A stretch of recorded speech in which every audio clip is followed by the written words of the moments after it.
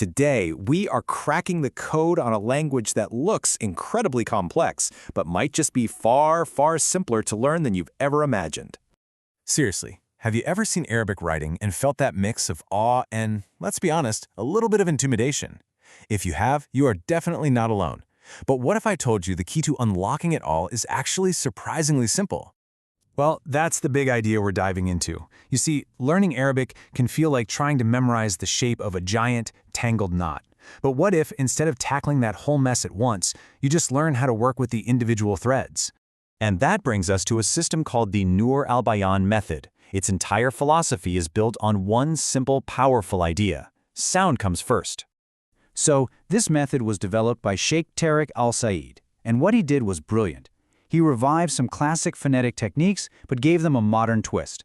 It makes reading Arabic incredibly intuitive, because it forges a direct, one-to-one link between the letter you see and the sound you're supposed to make. So what's the big difference here? Well, it really comes down to how much your brain has to handle at once. A lot of traditional methods make you memorize whole words right from the start, which can be totally overwhelming. Noor Al Bayan flips that completely.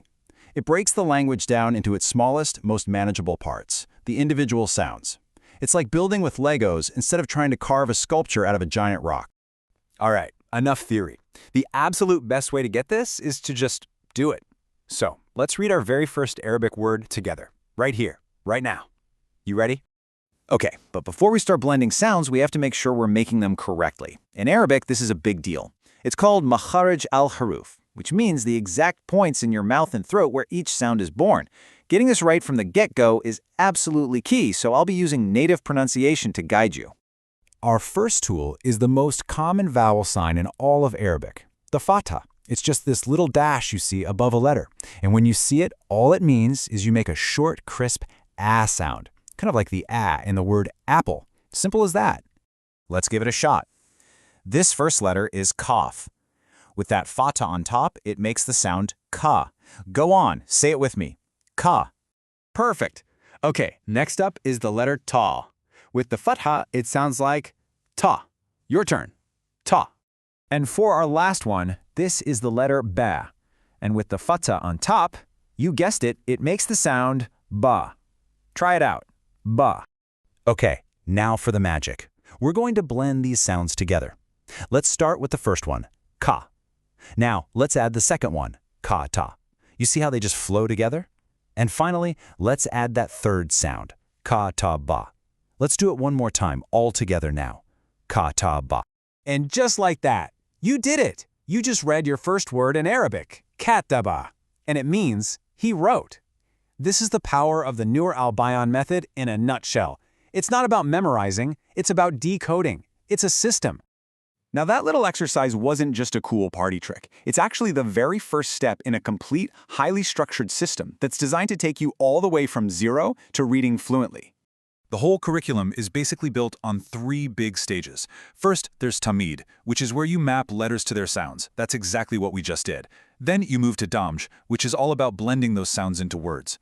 And finally, you get to tatbiq, which is where you apply all those skills to read full sentences and even learn tajweed, the beautiful art of reciting the Quran perfectly.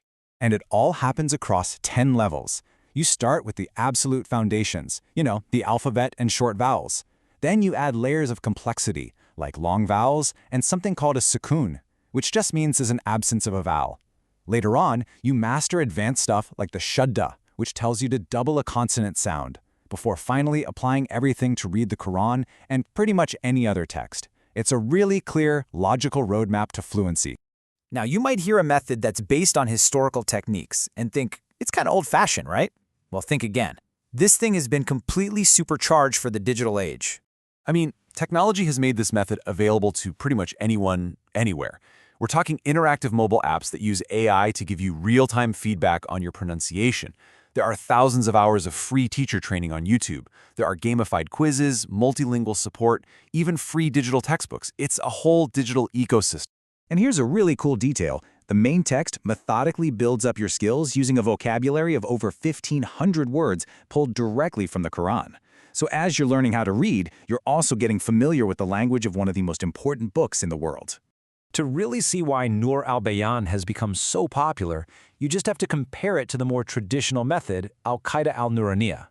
That older method is very intensive. It demands perfection from day one, which can be pretty slow. Nur Al Bayan, on the other hand, is all about progress. It gets you reading fast to build your confidence, and its colorful, vibrant materials are way more engaging, especially for young learners. And honestly, the results kind of speak for themselves. The method is so intuitive that kids can start as young as 3 years old. And get this, by the time they're 5, many of them are already able to read directly from the Quran. It's just a powerful testament to this sound-first approach. So we've seen that the path to reading a language spoken by hundreds of millions of people doesn't start with a thick dictionary. It starts with a single sound, a sound you've already mastered today. The code is cracked. So the only real question left is, what will you read first?